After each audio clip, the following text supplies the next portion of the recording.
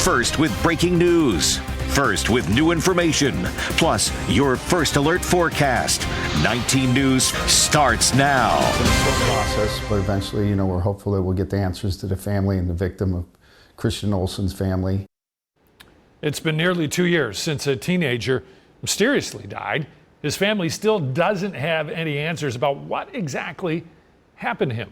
Good afternoon, everyone. I'm Brian Duffy. And I'm Nicole Versansky, but now one person is facing charges. First at 4, Colton Molesky joins us live with the story you'll only see on 19 News. Nicole, Brian, this is the neighborhood where Christian Olson spent his last night. It's the same neighborhood where you'll find the Brunswick Hills Police Department. The 18-year-old died in July of 2024, and nearly 2 years of work later, the department finally has charged the first person in this case. It will show precedents that individuals that continue to obstruct us and give us false information and lie to police, that we're going to go after them. Caleb Kimball is charged with obstruction of justice. It's part of an ongoing investigation into the death of Christian Olson. Police were not able to say how he is connected to Olson. The 18-year-old died in the early morning hours of July 13th, 2024. Olson's death first ruled suspicious, then changed to a homicide months later. The medical examiner ruled Olson died from blunt force trauma to the neck. We're hopeful that, this indictment will eventually get the truth out on really what happened to Christian. Christian Olson was out with friends on Topaz Lane the night before his death. We are stuck in a continuous nightmare. Of July 13th. Since that night, his family put out posters begging for more information. Some still hanging on telephone poles 2 years later. We really had no physical evidence.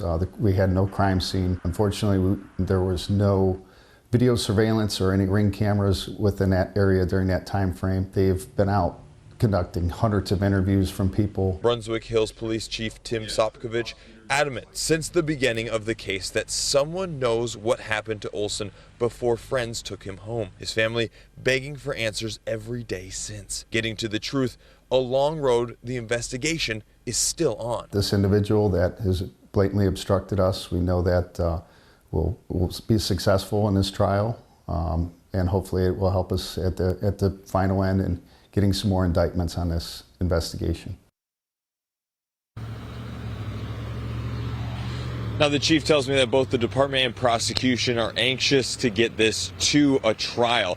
The charges against Kimball were filed back in December. However, taking a look at the docket, you can see that the actual jury trial was canceled and rescheduled twice over the last several months. As it stands right now, there is a pretrial scheduled for tomorrow morning at 9 and a jury trial set to begin on Tuesday. In Brunswick Hills, Colton Molesky, 19 News.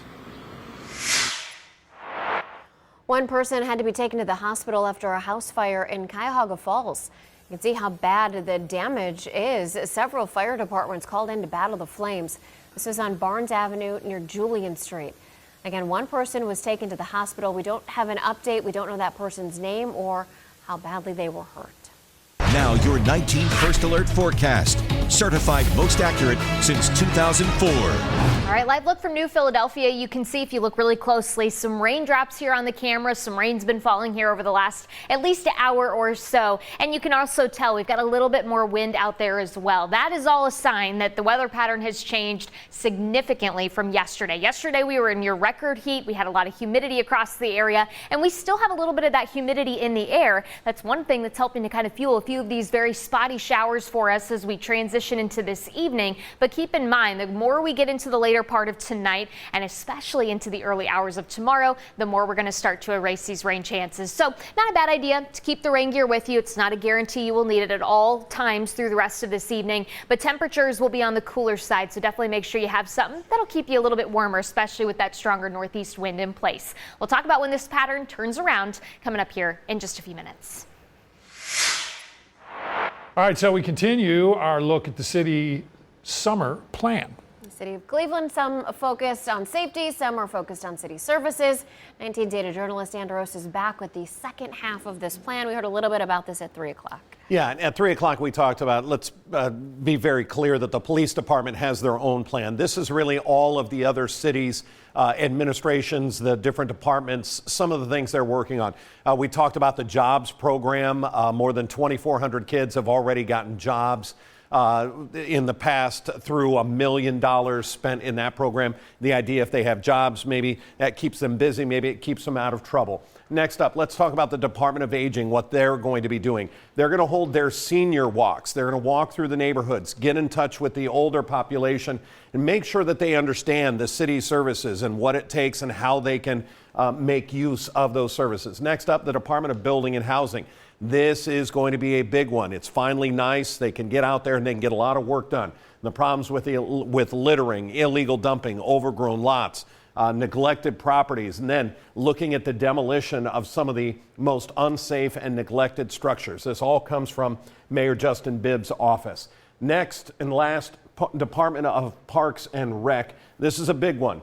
Registration is already open for their 2026 summer programs, looking for safe, supportive, and engaging activities for not just the kids in our neighborhoods and our communities, but also their families.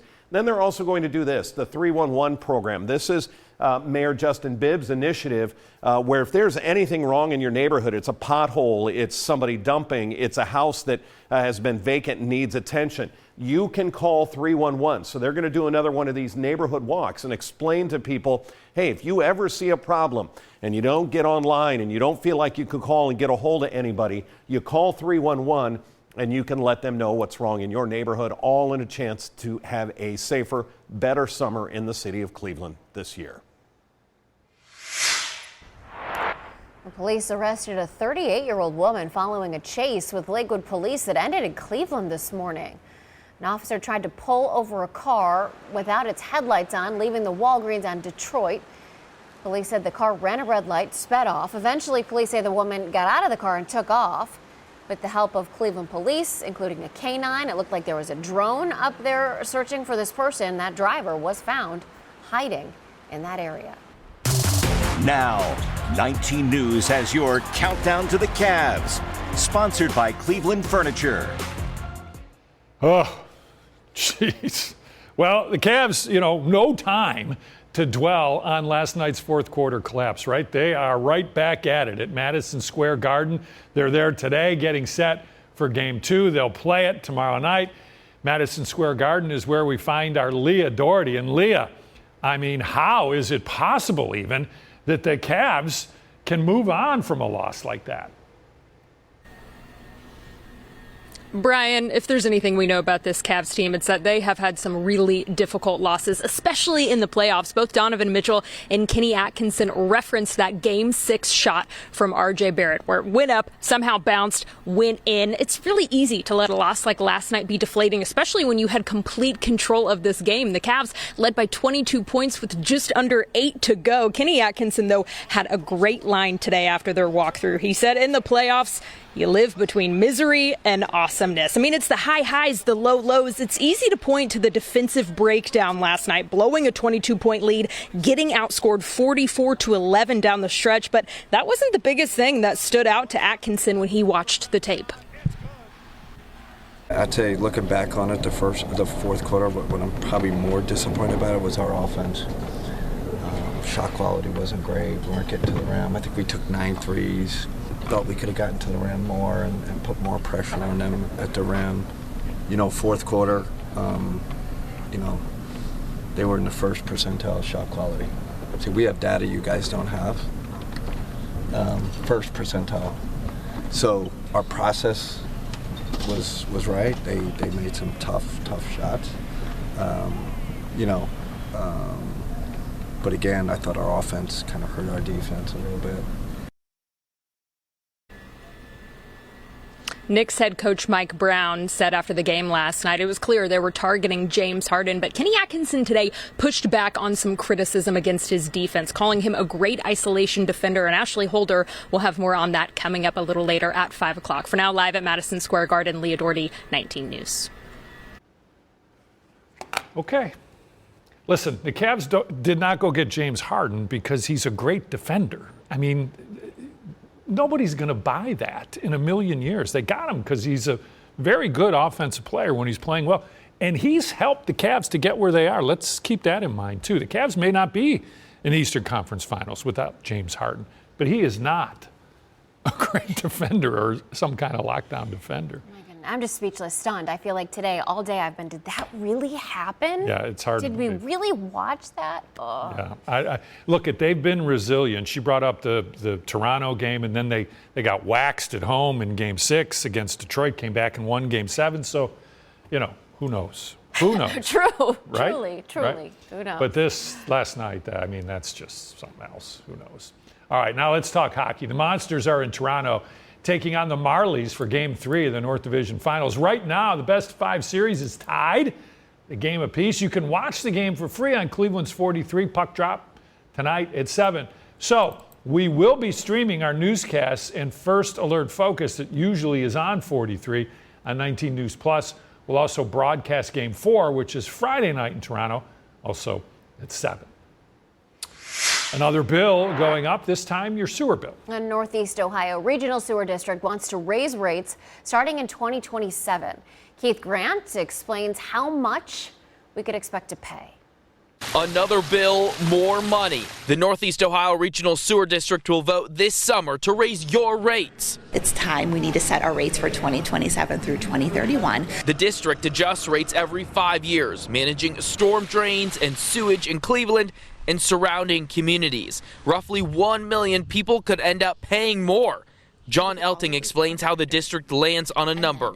We decide how much money we need to have, and then we set the rates to meet those needs. For the typical user, that's an extra $1.85 a month, so about $20 more a year. The increase comes as electricity bills also climb, nearing $4 more a month depending on your provider, according to the state's Office of Consumer Counsel. We know that folks are struggling, especially in this economy right now, and there's anything we can do to help. The district does help customers who meet income thresholds. The district calls this, though, the lowest increase in decades. The money funds staffing and construction. We have a lot of culverts throughout our service area that are failing, that are in need of repair and maintenance. And so that's another multi-million-dollar project. This basin in Parma is one of the projects the last rate hike paid for. The board says this next one will pay for projects just like it. The board will decide on those price increases in July. Keith Grant, 19 News. Well, as millions of Americans are expected to hit the road this Memorial Day weekend, gas prices are nearing their highest level in nearly 4 years. According to AAA, the national average for regular jumped by 2 cents on Wednesday, now $4.56 a gallon. Here in Ohio, the average is $4.74. So with the help of Gas Buddy, we are finding for you the cheapest gas in our area. If you're in Kent, you might want to stop at the Marathon there on 43. All right, if you're in Akron, East Avenue, the Circle K is $4.19, and in Lorain, $4.33 on Colorado at the Valero there. Caught on camera, so watch the top right of your screen.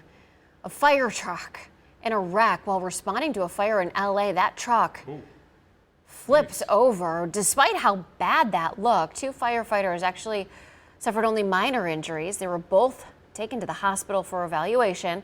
No one else was hurt. Obviously, some other cars were damaged, though. Police are investigating what led to that crash. Also caught on camera, this is body cam video from Kalamazoo, Michigan. It is a dramatic rescue of a mother and a baby during a fire. Where do you see this? Police officers were the first to arrive on the scene. They found a woman and her baby trapped on the 2nd floor. You can see the flames shooting out of that home. An officer tells the woman, drop the baby into his arms. And she does. Yep, I got it. 2nd story porch is fully involved. Hey, ma'am.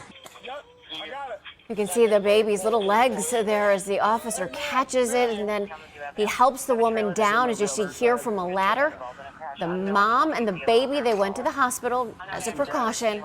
Thankfully, neither were hurt during all of this. Now your 19 First Alert forecast. Certified most accurate since 2004. All right, live look out at Forefront Field in Avon. The MAC baseball tournament going on today through the weekend. Certainly today met with some much cooler temperatures compared to where we were yesterday. And we will have some rain chances to contend with, so that is something we will have to watch as we get a little bit closer to the rest of the holiday weekend. So definitely be mindful of that if you do have outdoor plans. Few showers still out there tonight, mainly south, and eventually we'll start to see that rain chance going away by the early hours of tomorrow. Temperatures will start off the day in the 40s, and then at best through the afternoon, 50s to 60s. 50s more likely right up by the lakeshore. And we're not necessarily talking low 50s. I'm thinking more so upper 50s with all of that sunshine that we will have. The reason for the difference in temperature, you still have that northeast wind coming in off of the lake, and the lake temperature is in the upper 50s. So that's why it's going to impact lakeshore communities versus spots farther inland. All of us will get in, though, on a little bit more of a warm up here as we step closer to the holiday weekend. But keep in mind, with some of that warmer air will come a better opportunity for some showers and, yes, a few thunderstorms, which we'll talk about coming up here in the next half hour. A few showers out there now, some of the more steady rain out towards the Mansfield area currently. You'll notice on your future view, we're going to keep at least the mention of rain around through at least this evening. You may still get a couple more random showers south of US 30 by early tomorrow morning, but the general trend through the day tomorrow is that we're going to be mixing in a lot more of that sunshine. And again, temperatures that are going to be warming back into the 60s. I mentioned the lakeshore being a little bit cooler. And again, that is all courtesy of that northeast wind in place. Well, there's a group that is pushing back against those flock cameras, you know, the ones that read license plates to help try and solve crimes. So a couple dozen people gathered at City Hall. On their T-shirts, it said "Flock No." They want the city to cut ties with the company. The contract expires June 28th. The demonstrators are concerned about their personal privacy. They don't believe the cameras are effective in cutting down on crime. However, Cleveland Mayor Justin Bibb does not agree. He says they have been extremely useful in solving crimes in the city. The victims were outlined at the plea hearing as well. Okay, Cleveland restaurant owner is heading to prison. A judge sentenced Marcelo Fadul Nieves to at least 4 years. He illegally spent $800,000 in federal COVID relief funds, plus he wrote $140,000 in bad checks to employees and others. Nieves owned Crop Bistro in Cleveland and Bistro on the Falls in Olmsted Falls. He must pay back nearly $1 million to 9 victims. More than 17,000 people are under evacuation orders as a wildfire continues to burn and threaten suburban homes in Southern California. The Sandy Fire in the hills above Simi Valley is northwest of Los Angeles. It's burned more than 2 square miles of dry brush. The fire is only 5% contained. Meantime, firefighters are battling a 23 square mile fire on Santa Rosa Island that's off the Southern California coast. That fire has not been contained at all. Someone abandoned a dog in the flats in Cleveland. We have new information on how you can help track down whoever is responsible. You can see whoever this is walking with the dog on Center Street, right there on the Center Street Bridge, then tying it to a railing. We just got these pictures, but it happened last Tuesday. Look at that guy.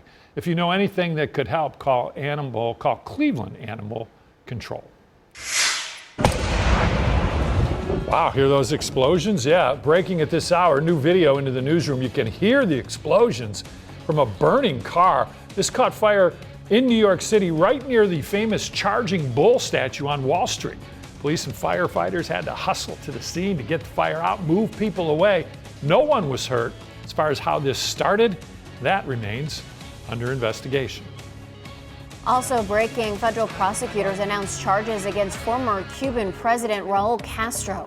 It's for the 1996 downing of a civilian plane operated by Miami-based exiles. The charges include murder and destruction of an airplane. This comes as the Trump administration is escalating pressure on the socialist government. A woman whose teeth were damaged by an unlicensed dentist now has a brand new smile. And the person accused is now facing new felony charges. Noelle Williams has an update to this story you'll see only on 19 News. I got a new smile. Nyla Martin Hopper sure does. And it's a big change. She's now wearing porcelain veneers, this time done by a licensed dentist. Here are her before and after photos. I'm not in pain anymore. Last time I saw Tia, I know I was in quite a bit of pain, a lot of sensitivity. Back in 2025, she told 19 News that she had received dental work from Jasmine Lyons, the owner of the Smile Lounge in Shaker Heights. Lyons is not a licensed dentist. She was eventually charged for the work done on Martin Hopper. This court document from Shaker Heights Municipal Court states, quote, Lyons noted she received her dental assistant certificate in Colombia, the country. Lyons was eventually sentenced to 180 days in the Cuyahoga County Jail with time served. When I saw her, all that bonding was chipped away. There was very massive cavities, some that we had to treat all the way to the nerve. Dr. Tyler Thompson is the practice owner of 216 Dental Group in Lyndhurst. He helped give Martin Hopper the smile she now has. He says the damages were shocking, but so are the most recent felony charges filed against Lyons in a separate case. She's accused of making over $400,000 with the Smile Lounge. And I think, working that, forward, you can look at how many patients were affected by that. Lyons' attorney declined an interview but sent this statement. It reads in part, she believes what she was doing was purely cosmetic. She did all these things not believing what she was doing was the unlicensed practice of dentistry. Lyons' attorney says she maintains her innocence. As for Martin, I'm so happy that I can smile all the way. In Lyndhurst, Noel Williams, 19 News. Bedford police investigating a shooting death. A 29-year-old man died after being shot at an apartment on First Avenue. We now know the victim is Rashawn Dunn Jr. Police say he was shot in the chest. Dunn died from his injuries a short time after arriving at the hospital. Police said the investigation is ongoing. It did not say if there are any suspects. A frightening scene in Medina County this morning. This is 71 North, the ramp to 271 North. A crash shut it all down around 4:30 this morning. That semi flipped. You can see the smoke pouring from it. Ramp is back open. No reports of any injuries. We do not know yet what was on the truck, but we do know that this was not a hazmat scene. Concern is escalating over the growing Ebola outbreak in the Democratic Republic of Congo. At least one American has tested positive there and is being treated in Germany. Brian Abel has the latest efforts in the uphill battle to contain this virus. The spread of a particular strain of the Ebola virus with no vaccine to fight it is threatening to explode. The World Health Organization says there are more than 50 confirmed infections and nearly 600 suspected cases, with close to 140 deaths suspected to be the result of the Bundibugyo strain that's spreading in the DRC and Uganda. And the WHO believes the virus has been spreading for months. We're several weeks behind. And when the virus takes 2 to 21 days, to incubate, what it means is people have already been exposed. So we're going to continue to see more cases before it can get under control. At least one American infected, a U.S. doctor who'd been working in the DRC, is being treated in Berlin, health authorities say, while 6 high-risk contacts of that American are being moved to Europe for observation. The WHO, though noting global risk remains low, is concerned with the scale and speed of this Ebola outbreak, declaring a public health emergency requiring an international response, listing 5 reasons: the early spread, cases in several urban areas, healthcare worker deaths, area population movement, and the virus strain with no vaccine or treatments. About 17 tons of lab equipment and personnel are being dispatched from the WHO, Africa CDC, and the Congolese government. The U.S. also coordinating shipment of an experimental treatment to the region for potential use in Americans, according to U.S. Health and Human Services. While the World Health Organization says it could take 6 to 9 months to develop a vaccine specific to this strain of Ebola. Brian Abel reporting.